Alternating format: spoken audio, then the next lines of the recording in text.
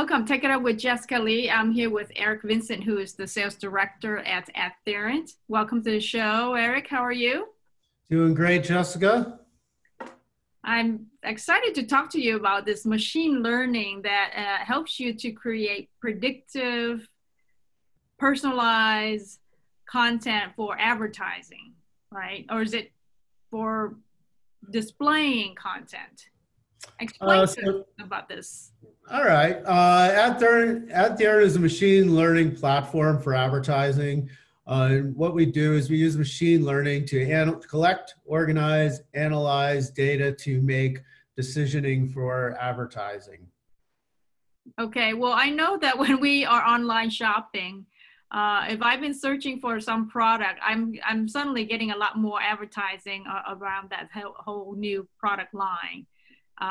But that's like cookie kind of technology, right? You're saying what you do is even more advanced. Yeah, absolutely. I mean, most traditional DSPs rely on personal identifiable information or third-party cookies, where with AdTheorent and machine learning, we use statistical models.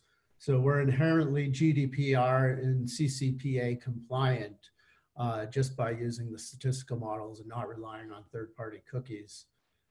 And with cookies going away soon, a lot of ad tech companies right now are scrambling to figure out how to survive in a cookieless world. What do you mean cookies are going away? So Google announced that the Chrome browser will not be accepting any third-party cookies starting in 2022.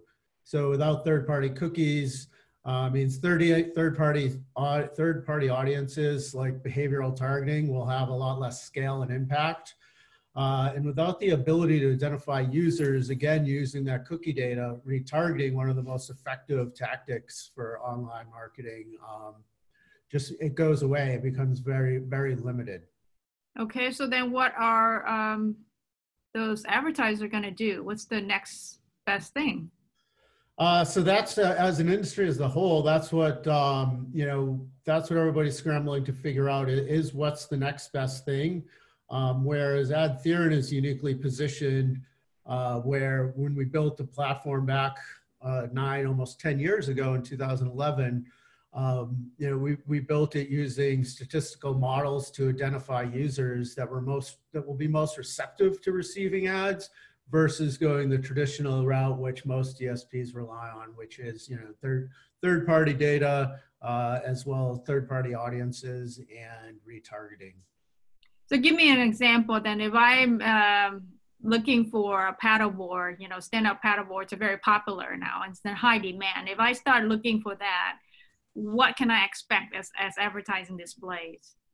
So if you're shopping for a paddleboard, for example, you might go to some shopping sites, you might go to different retailers to compare paddleboards, prices, maybe blogs. And in doing so, whenever you visit a retailer site, typically what's going to happen is you're going to be inundated by ads from that retailer for the next 30 minutes to up to 30 days.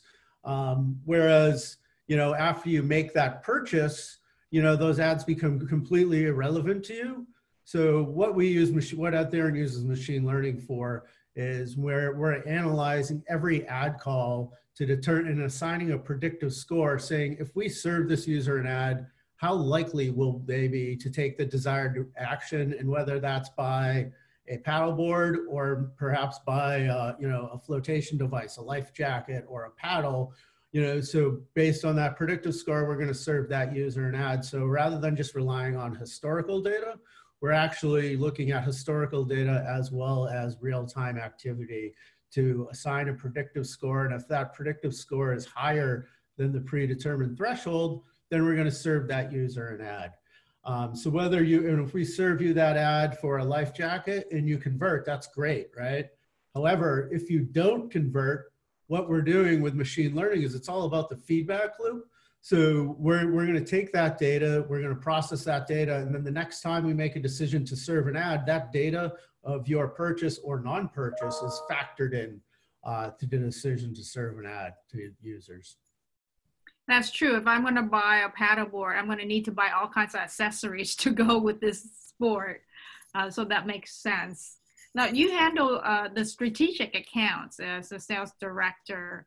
And during this COVID time, you know, things are not the same anymore, like the way sales used to be. How has it been for you? Well, I've been working from home for over a decade, so the working from home aspect really hasn't changed with COVID. However, you know, typically what I rely on is networking events, as well as, you know, to build rapport and establish relationships with clients. A lot of times it's often, hey, I'm going to be in your office. Do you have 5, 10 minutes to grab a coffee so I can introduce myself? You know, with offices closed, that's been a big challenge, is to get in front of people and just kind of share what what AdTheorent offers and how we can help brands. So, you know, a lot of sales is about relationships and the ability to spend time with our clients and actually, you know, understand their needs. So, you know, getting that face time with clients now that the social events have gone away, dinners have gone away, that's really been my biggest challenge. Yes, it's not easy to build that emotional connection when you're just using video calls. Yeah, So especially if they don't have their, you know, the client doesn't have their video turned on, it becomes even more challenging to, you know, you can't read, a lot of sales is body language.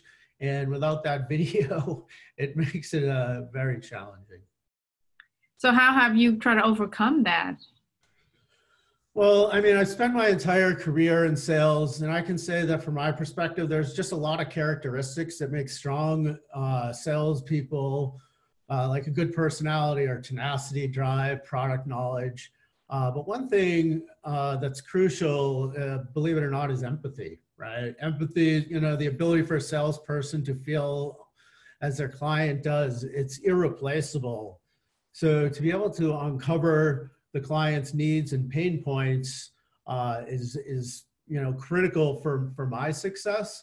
So I've relied on long-term, you know, my long-term relationships that I've built up over the last, you know, 20 years in sales. And just to sustain those relationships, it's being about, you know, in constant communication and top of mind. And, you know, if somebody changes a job, you know, they might not be a good fit for what I'm offering today, but just staying in touch is really important, because if they change their job again in a few years, you know, it might be a good fit to continue that conversation. So, you know, staying top of mind is very important. Okay. And so, for example, if they change a job or have a getting married, have a baby and all that, you are somehow staying on top of knowing those changes and then responding by really leveraging alerts to know what's happening, right? Yeah, absolutely. You know, if somebody changes a job, I want to be the first person to congratulate them, maybe send them a bottle of wine. You know, if they have an addition to their family or get married, you know, I like to stay on top of that information using various social channels, or setting up alerts at a company level on Google. And, you know, it's, you know, I guess today really the struggle is finding new ways to keep those connections in this virtual environment that we're stuck in right now. Yes, and it's not easy to send a bottle of wine to their personal address. I mean, before you can send it to their office address, but how are you going to send a bottle to their home address, right? Yeah, yeah. I mean, that's that's one of the challenges, and it gets a little awkward to ask somebody for their personal address. So, you know, now we've kind of moved to, maybe it's a Zoom happy hour, virtual wine tastings, exercise classes. But now that we're, you know, 5 months into this pandemic and working from home, you know, we're finding not a lot of people want to interact in that way any longer, because the novelty is worn off. So, you know, where I always have to go back to is my long-standing relationships, and to help, you know, get referral business, because, you know, there's a lot of sales guys out there in the ad tech space trying to do the same thing that I'm doing. Yes, I think one way is to use a third party who can then be getting that contact information from the client who wants to share that. because they feel like this is a third party, that it will not be shared with the sales rep of the vendor side, and it stays confidential. So I've seen that as a tactic to somehow be able to send a package to the client who is now at home. Yeah, there's a service that we use a lot here at AdTheorent, and it's called Snack Magic, where we can, offer up put the client's email in, they go and select the snacks that they want. It gets shipped to whatever address they plug in, so it's completely personal, and they can kind of tailor that gift to themselves and have it shipped to wherever they are, because a lot of people are at their parents' house or living in an Airbnb in a few states away. So those type of services have been really helpful during this time. Eric, so it sounds like you've got great technology. You guys are doing well. I assume you have not laid off people. Are you guys hiring? Yeah, no, we have not laid off anybody. There's been no layoffs, no furloughs, no salary reductions. We've experienced tremendous growth both before and during COVID, and we actually continue to hire and as our business grows, throughout the rest of the year. Wonderful. Thanks for being on the show, Eric. I appreciate you talking about the machine learning AI for advertising and about enterprise sales, how to create long-term, sustainable, lasting relationships. Awesome. Thanks, Jessica. There you have it. Take it up with Jessica Lee. Eric Vincent from AdTheorent.